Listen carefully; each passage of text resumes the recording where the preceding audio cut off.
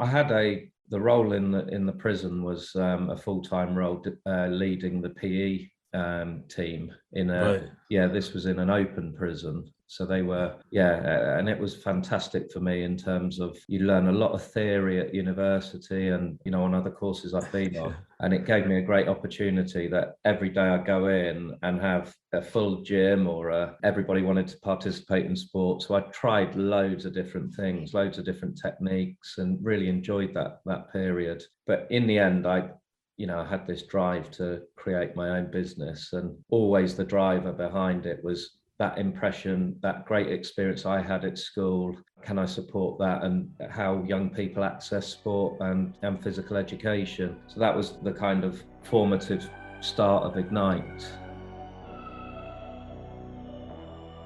From Coordinate Sports, it's The Drive Phase, a show about sports founders, leaders and experts, and the stories behind their business journeys. Our guest in this episode is Justin Merritt, founder and chief exec of Ignite Sport UK and sporting director of Oxford City FC. Over the last 20 years, the company has developed from school and holiday camp coaching to now coach education and supporting the growth of the sector at large. A passionate advocate of grassroots sports, in particular football, Justin has been instrumental in creating a community hub around the facilities and activities of Oxford City FC. During the episode, we discuss Justin's early life and business ventures and how he has used his experience to launch and scale Ignite. We also talk about the importance of building a core team and empowering them to grow their area of the business. In addition, we discuss the challenges that come with growing rapidly. Enjoy the show. Okay, I'm excited to welcome Justin Merritt to the show today. He's the founder and chief exec of Ignite Sport UK, the group that includes multiple divisions working nationwide with thousands of participants weekly. And in addition, he's also the sporting director and 50% owner of Oxford City FC. Welcome to the show, Justin. Thanks. Really delighted to be here. Looking forward to a conversation. Yeah, no, me too. Loads to talk about. Obviously, so many elements to the businesses that you run, and we were just talking off recording then about recruiting a new manager for the club, so it'll be interesting to hear about that as well. But what we generally do, just to give everyone a bit of a flavour of a view, a bit of a background and some context, try and take it back to kind of your early experiences of sport, and your childhood. So how would you kind of describe your childhood if you're gonna let us in on that? Yeah, I think I've always had a lot of influence from football, family that were mad keen. We grew up in a small town just outside Oxford, but my dad was a big Oxford United fan and dragged me along from a very young age. But I think I just loved, I had an older brother, playing with friends every day after school, whatever the sport, and loads and loads of informal learning as well. So was it quite a competitive family then, do you think? Obviously, if your dad's a huge big football fan, was it? Absolutely. And I think I always, as the youngest as well, wanted to try and prove, that I could chip on your shoulder. Yeah, exactly. Yeah. And I really enjoyed school and lots of opportunities to play different sports. And as I progressed through, I found naturally I was not too bad at football. What about school? What was school like back then? Obviously, because we're going to talk about Ignite and what you've done in schools over the years. But if you were looking back at, I guess, PE at primary school level then, when you were at school, what was your experience at that time? It was very mixed in terms of dependent on your teacher, their background and their interests. I do remember, it's going back a number of years now, but primary school, I remember an American teacher coming over from Boston who did a year's job exchange, and he taught us American football. And this is going back in the early 80s, so long time ago. But, and nobody had really come across American football at that time. But I remember being inspired by his passion as well. And I think that relationship that you have and the way that it's set out and the way they engage the children, that's something that stayed with me for a long time. No, it's funny, it's like access, isn't it? So if we can give, like you said, back then, US sports weren't on the radar at all, but just by participating, everyone gets a bit of a flavour for it and an inspiration. Yeah, absolutely. I guess coming out of school, obviously football's your passion and you've got the talent for it. Did you have any kind of inspirational, obviously you've got that teacher who's come across from the US, but is anyone behind kind of the football journey? I know you've gone on to be professional, or was it YTS and then going through? How did that? What was the kind of behind that? I know you got talent, but was someone driving it? Was your dad or PT? No, not really. My dad was actually very, very quiet. I've had a number of inspirational coaches in junior clubs, and I think they were just they taught me it's not always about the input technically, tactically, but one of my coaches for the youth team that I played for as a junior, he just made it so much fun, and you wanted to go there and learn off everybody else. So I think that inspirational leader who can have fun, can have a joke, but also could connect with individuals, that was really important for me. And as I progressed, so right from, like you say, I was at Watford from 9 years old all the way through till I was 19. And every kind of year you had different coaches. But big influence on me was when I signed as a YTS. Kenny Jackett was the youth team manager in his first role then. And he's gone on to manage a lot of teams. But he sort of instilled a lot of discipline for training, timekeeping, being a decent person, and a lot of things that have shaped how I've sort of interacted with people over the years. So it's very interesting how formative you are at those young ages and the influences that coaches and managers and leaders can have on you.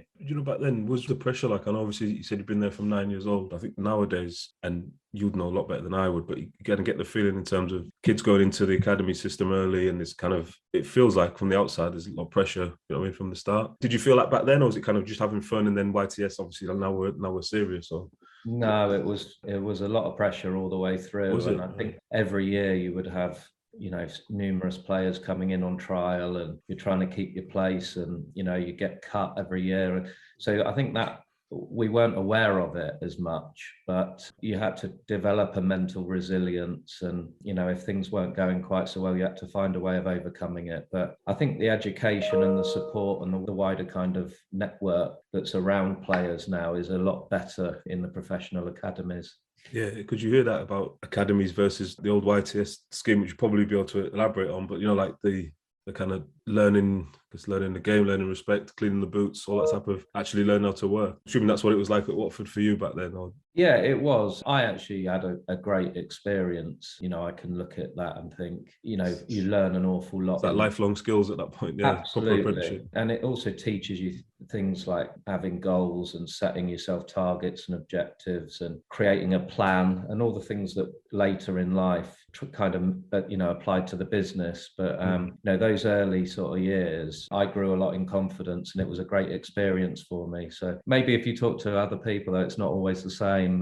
There's lots of stories coming out about, how they felt. So it was tough though, but it's a very, very competitive industry. I was always interested in a lot of sports. So as a junior, 16, I was county rugby, athletics, and cricket. All right, so you're still doing everything at that point. Yeah. And I actually feel that I've got a young son myself, and I encourage him to do. He's only 5, but he's doing badminton and all these different motor skills. As many sports as you possibly can in those formative years to help. But also, you learn a lot from other sports as well. And I think football has actually done that over the last few years. Lots of experts have come in from other sports and added real value. Go through what, obviously you got the YTS, and then from there, were you kind of, was it 1 year pro to a couple of years pro contract at that point, or actually you kicked on obviously before you had your... No, so what happened to me was I was offered a year's pro and then got injured and didn't ever make that year's pro, and ended up just being injured for... so you just like rehabbing the season? And basically the club offered to support me and extend it, and it felt like I wasn't actually getting anywhere, and that was mentally very tough. But during that period, I gained a lot of inspiration from finding out about what was wrong with me, learning. I went on some FA courses at the time about sports management of injuries, and it stimulated a real thirst for knowledge. And actually, I left Watford and went to university to study sports science and sports therapy. That was how I kind of got into that. But I could just about carry on playing non-league football. So that was giving me the football fix. It wasn't as intense as professional sport. What was the injury, if you don't mind me asking, back then? Was it... So I had a back injury that, just couldn't ever fix. And in those days, there was, I had every scan you could imagine.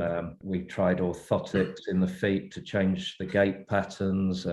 But I trained for 2 days and be in spasm for 4 or 5 days. That was going to be one of my questions in terms of, do you think, like now, you said in those days, like if you had that same injury now, or if you're young like that, do you reckon they'd be able to diagnose and treat it, fix it, like today rather than back then? I would think Yeah, certainly medicine and, technology and everything's improved so much that, I would imagine there'd be a good chance, but, sometimes these things are just not meant to be. And, Exactly.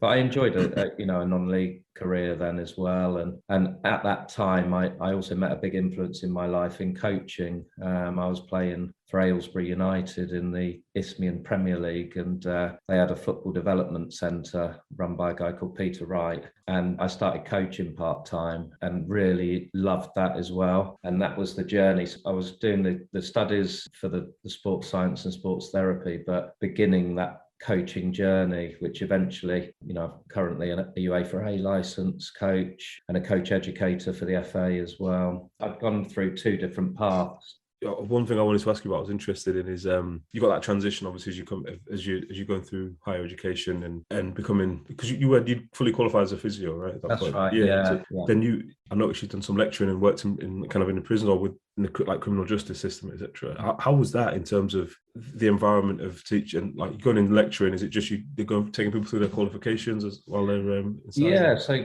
I had a bit, the role in the prison was a full-time role, leading the PE team in this was in an open prison. So they were, and it was fantastic for me in terms of you learn a lot of theory at university and, on other courses I've been on. And it gave me a great opportunity that every day I go in and have a full gym or everybody wanted to participate in sport. So I tried loads of different things, loads of different techniques, and really enjoyed that period. But in the end, I had this drive to create my own business, and always the driver behind it was that impression, that great experience I had at school. Can I support that, and how young people access sport and physical education? So that was the kind of formative start of Ignite.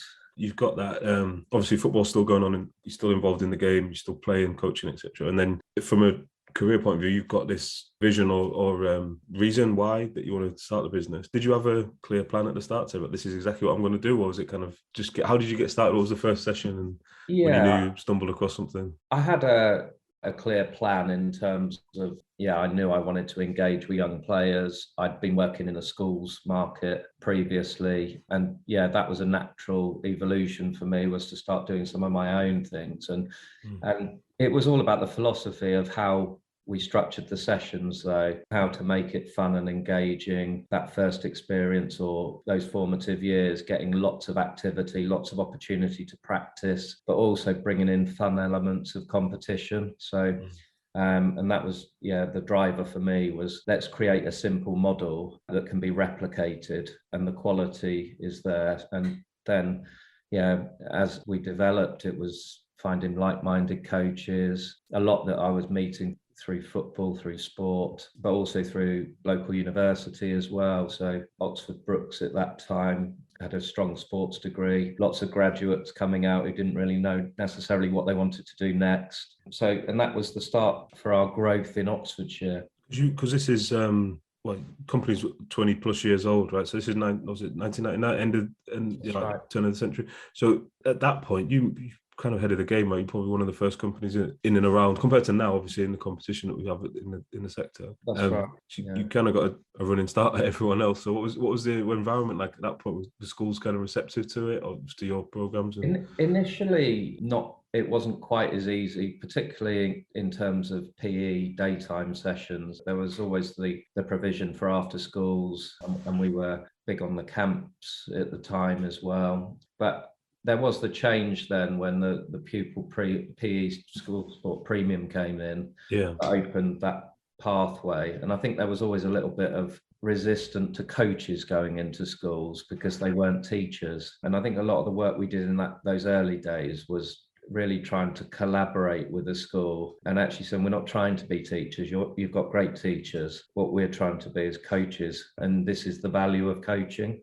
Exactly. So that's been a lot easier over the last 10 years or so, for sure. I guess that growth journey. So you were in and around Oxfordshire, and what was the kind of scale at that point? So when you first started, or first few years, did it take you a long time to kind of scale up, or? Obviously now it's huge scale now, but what was it like? Yeah, and actually the scaling's an interesting topic for anybody listening, who, particularly a business owner, thinking about how do you do it? Do you employ more staff? If you do, it's the chicken and egg of you need more schools and more income coming in. Do you seek investment and bring people into the business to fund that? Do you look at a model where it's franchise? So there's all different ways of doing it. And we actually, we grew quickly to 40 schools within about 2 years, then to 80 schools, and we were employing more and more coaches. But what I found was I was just learning as I went along in terms of running the business, and I was still in it as well, and that made life a bit difficult. But what I thought was actually going to be replicated everywhere, without strong management and empowering staff and so on, I found it strained us an awful lot, and the quality wasn't as I'd like. And I had to have a rethink.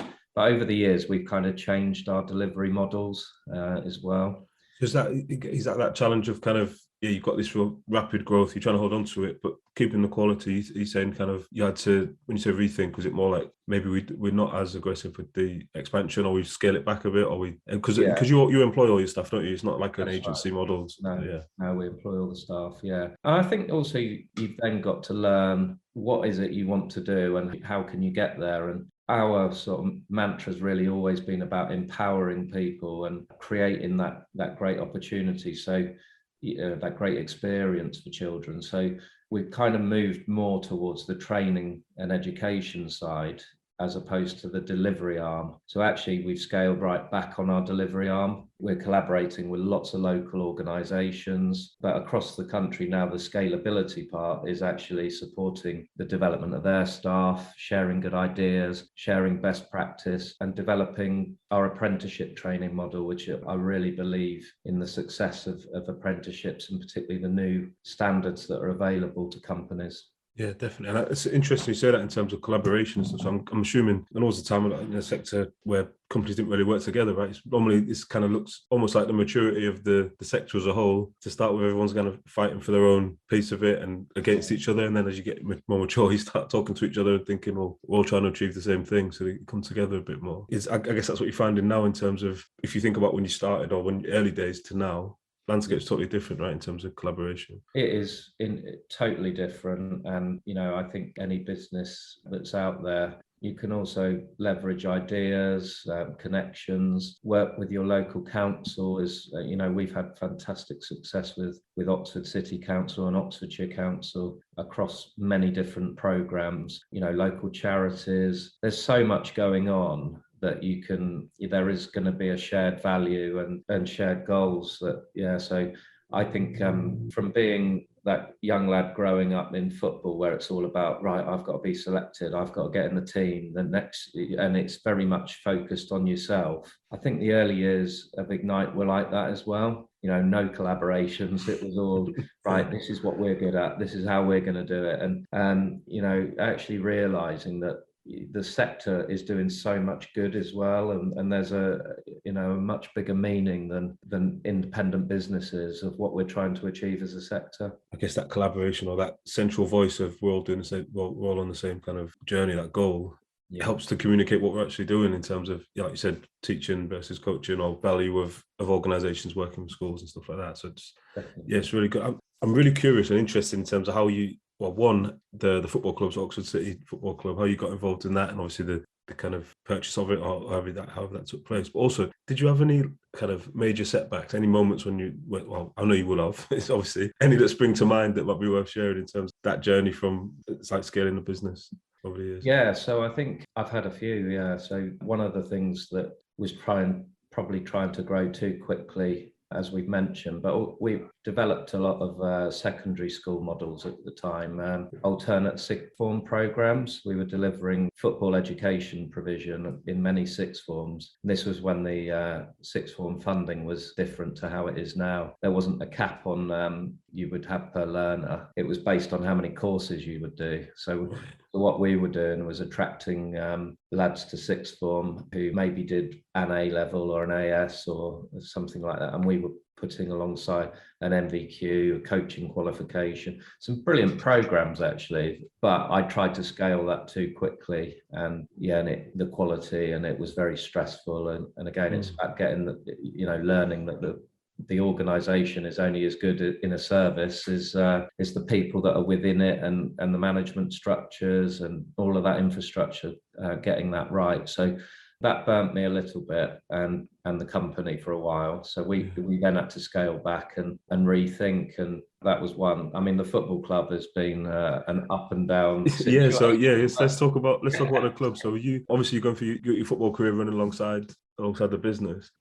How did you initially get involved in Oxford? Were you playing there at the time, or? Yeah, so I generally it's a crisis moment when someone steps in and takes over a club. So I'm assuming it might have been one of those. It was a big crisis moment. So I joined Oxford City I think it was about 2005, and they dropped down to step 5 for the first time in their, certainly in their recent history. Step 5, so level 5 is below conference. Is that right? Oh no. So we're going way down. I think so. In terms of that, step 5 in non-league. So step 1 is conference. So got you. Yeah. So they dropped right down, and an old manager of mine called me and said, I'm going to take the manager's job. Would you come as player assistant manager, and we'll try and get a promotion? And I knew Oxford City had a rich history, and Bobby Moore was manager once. So Harry Redknapp was there when he was assistant manager or something. Yeah. Exactly right. Yeah. And so I went there as player mate. We won that league first year.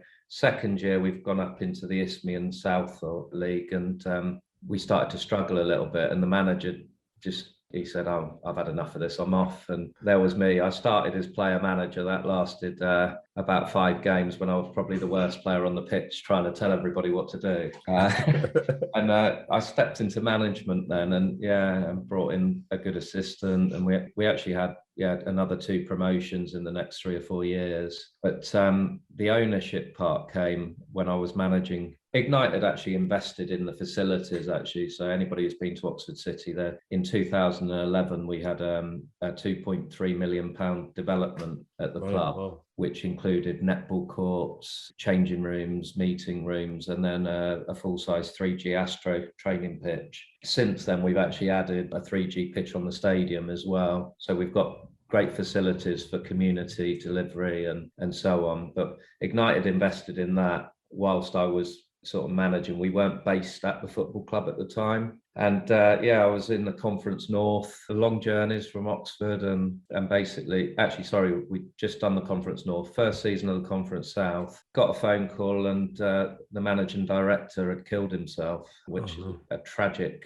story. Yeah. We had an American investor who was financing the club basically, who went to prison in Florida for fraud. All Oxford City were all embroiled in this. Oh, no. And the money stopped. The MD at the time was trying to keep things going, but there were a lot of things nobody knew about. And that was part of the reason, I think, why he took his life. And there I was on the way to a game thinking, what on earth are we going to do? And it all kind of started from there. But that was in 2016. And in the last 5 years, we've really, with the help of a lot of other people as well, got the club on a very, very good footing. And we've had lots of good FA Cup runs, and we're currently 3rd in the National League South, enjoying a good season.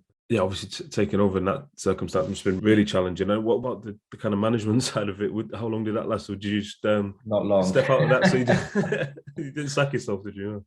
Well, it was probably an appropriate time to promote myself, to avoid sacking myself. But no, I did for a little bit carry on, and then Mark Jones, who was assistant to me at the time, he actually took over and did a very good job for 3 years. And then we parted ways with Mark. He's now currently Hemel Hempstead manager and coming back to us on Saturday, so he'll have a point to prove. But it was a tough time, but we had a lot of success along the way. And I think in face of adversity, you have to create some really, really good plans and again, collaborate with people. And that was an interesting development. Yeah, it's interesting what, like you're saying about kind of those transferable approaches or skills, like empowering your team. I mentioned that a few times. I know that's something that's really kind of core to you and the business stuff, but it's almost like in that environment, you can't not empower everyone. You can't do it yourself, can you? That's like, no. You have to do it. So I guess you've definitely brought that through to the business side and building the team out. I think it's recognizing as well that, a lot of business owners started off in the business. They've got certain ways of doing things, and there is always that tendency to, I'll do that. And and I've found that a real challenge over the years. I like to be hands-on. I like to engage with participants, players, whatever it may be. And but building a structure and an organization, it does need you to step out of it as well. Yeah, very important. Yeah, it's that like letting go to grow kind of philosophy. So on a day-to-day basis now, then of course, obviously you're juggling. I'm trying to say juggling, but you've got multiple interests. How do you deal with that? Have you got like a certain structure that, I don't know, you've got a great team around you, but in terms of dipping in and out of all the different, obviously we're talking about today, you're managing another team now as well. So how do you juggle it all? That's for fun though. That's for fun. Yeah. So, okay. So the way I do it is Ignite is split into 3 segments. So we have our education side. So that's a funnel. We've got our community angle, and then we have our camps and events. And so we have a lead and staff that work solely in those areas that are all targeted and managed. And we have one main head of each of those segments. And that forms the senior leadership team with the supporting staff. We have a central office function that supports all of those areas. Similarly, in terms of the football, it's looking at the funnels of how we generate income. We have our commercial activity, we have our community-based activity, and then we have the hospitality and events side. So we have, again, people that are leading each of those sections and reporting back, and they'll have teams working. So that's how I kind of segment the funnel, and we look at then the income, the expenditure, what the contribution needs to be to the business as an overall, and then we set our targets accordingly. Yeah, and that empowering, essentially they're their businesses, I suppose, are small businesses within the group. Absolutely, and it's encouraging communication as well. I think one of the great things that's happened, lockdown was obviously very, very concerning for everyone, particularly in a service-based business. If we're in schools, it was like, what are you going to do? But there's always an opportunity as well. And, nobody had heard of Zoom, had they? Or, Teams, what was that? And I think now there's so much opportunity to jump on a call, get people together, not for the sake of it, but making sure there's meaningful outcomes and actions and people are accountable. But there's now such an easy way to communicate that it should afford a great opportunity for people if you're getting yourself organised, across those mediums. And also for us, delivery of education, it's opened up a new avenue of making these lessons flexible. People can dive in at different times. So we're supporting coaches through adult qualifications, and then mainly apprentices, which we have remote delivery as well as face-to-face. So that kind of flexibility now that's afforded is really, really sort of great tool that every business can use. And then if you were going to look out 3 to 5 years in advance in the future, what's your kind of growth aspirations with the business? I suppose with the club, you're going to go on to charge up the leagues, but what's the kind of vision for the next few years? Yeah, so next few years, we have a vision for the club from a football perspective to be competitive in our league and bring Harry Redknapp back into the fold, maybe. Possibly, although he didn't do that well last time. Mind you come here, his pictures everywhere. But no, we've got a vision for how we want to change the model and maybe actually move towards more of a full-time approach. And we want to be a club that are attracting, really talented young players. Because you are at the heart of the community, aren't you, in terms of, like you said, facilities and must be attracting and bringing everyone together with the club. Yeah, so we have 7,000 visitors per month for playing. I mean, it's brilliant. Every club, that we have 35 teams. We've got Oxford United's academy is based here, Oxford United's women's team, the universities of Oxford, community use, and then so there's so much going on. So it's great to see a hub of sport. So building on that for Ignite, our vision is to be, really effective as a sports education provider, but really looking at supporting businesses, sports clubs, schools, not just in the on-pitch areas such as coaching and participation, but also the wider areas, business leadership. We're actually delivering some great apprenticeships at the moment in content producing. We've also got skills and education tutors, apprenticeships, and got guys from the likes of Birmingham City, Walsall. Their staff are coming on and becoming qualified teachers. And then also digital marketing. We're working with a number of clubs, looking at how they actually provide that service to their customers, reach new markets. So there's lots of great stuff going on, and that's the area I really want to develop. From our own delivery, finding all those good examples and then sharing that with people across the UK as best practice and sharing ideas and hoping to drive the sector forward. Yeah, I like it. It's like on the edge, on the like cutting edge, and all the new content. Like you can't ignore it, and you got to kind of, if you can embed it into delivery, like just having that, just doing the one session or just focusing on that, it's basically it's not enough nowadays. Is it? You have to be on top of and across everything. So yeah, it sounds like you're in a good spot. What would you say your kind of day to day? I know probably not for you, maybe more for your team or all those leaders of all the different divisions, but the day to day kind of recurring challenges on the service business, generally kind of staff based, or I know at the moment recruitment's a big challenge for everyone out there, all sectors. But what are you finding? What's your? I think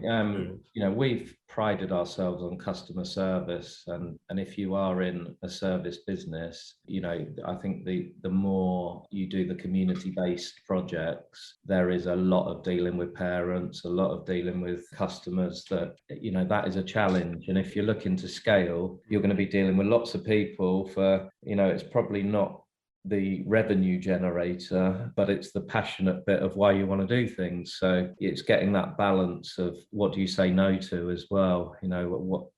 Are you actually utilizing your staff in the best capacity that you can do? But for us, it's maintaining that customer relationship, it's providing the good customer service, and the challenges are always dealing with people. In fact, I was going to say, it's curious because I'm speaking to like peers of mine. It's obvious that you set a high standard, obviously from customer service point of view and delivery standard, etc. Do you feel like because you've set a high standard, you get critiqued more by your customers, or you think like, because sometimes you look around and think, well, I know they're not as good as us, but we're getting called out for not good service. Does that make sense? Yeah, I think as you get more experienced in dealing with volume of sort of people, you always find individuals that are different as well, and it's respecting their views and learning how to conflict manage as well. But yeah, certainly I think I've always kind of been quite reactive and actually learning to, well, that's okay, that we really respect that. Let me look into it, and then handing it to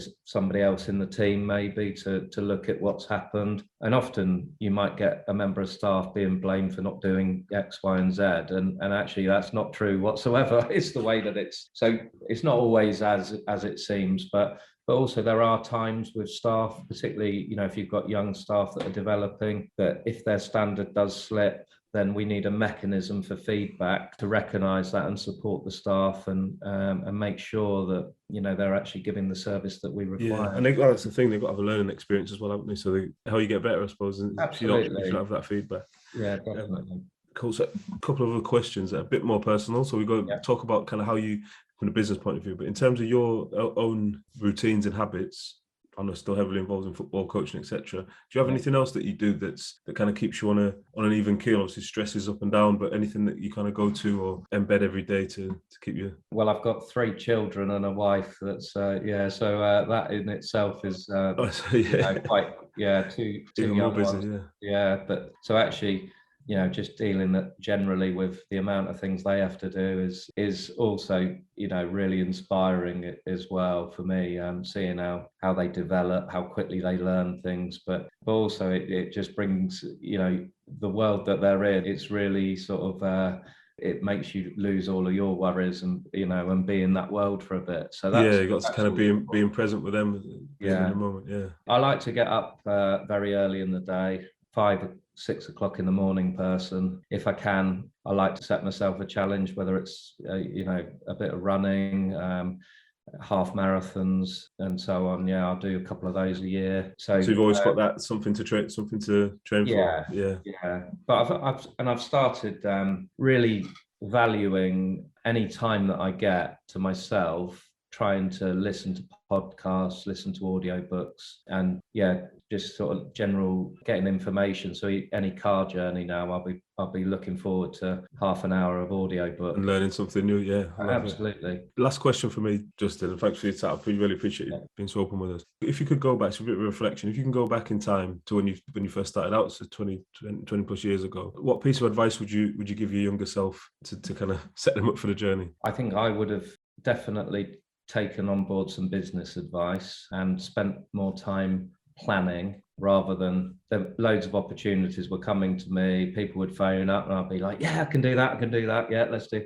And actually having a much more of a clear, this is the direction we want to go in, rather than trying to do absolutely everything. But I think the best piece of advice I would give anybody that was in my situation is to talk to people, make time for other people. A lot of business opportunities that have come my way have been through having a conversation with someone, sitting down, might see them on their own on a training course. Many years ago, I went and sat down next to a guy at Lillishall on one of the FA courses, a Japanese guy who was over on an international program. I saw him on his own. We had a conversation, and the last 15 years I've probably been out to Japan, near enough every year before COVID, delivering football, bringing teams over here. But all of that was due to just having a chat. So forget all the great business stories. A big, having that conversation with someone and connecting with people. And the other thing that I really learned was by finding somebody that can help you with analysing the finances as well, to make your business sustainable and grow. Actually having somebody that can mentor you. If you're like myself, you're kind of learning a lot of it off the cuff, and as I've got a lot older, I've taken on board advice from people who are experts in those fields, and that has massively helped. So it's getting the right advice for what you need, and recognizing what you're good at, and maybe areas that you maybe need a bit of support. Exactly. Yeah, we can't be good at everything, can we? That's it. That first point as well, in terms of, I guess, the naivety when you first start out, and like opportunities that come in. It's hard to say no, isn't it? Or be like, we don't do this. This is our focus, and turning things down is difficult when you're first starting out, and every bit of business is key.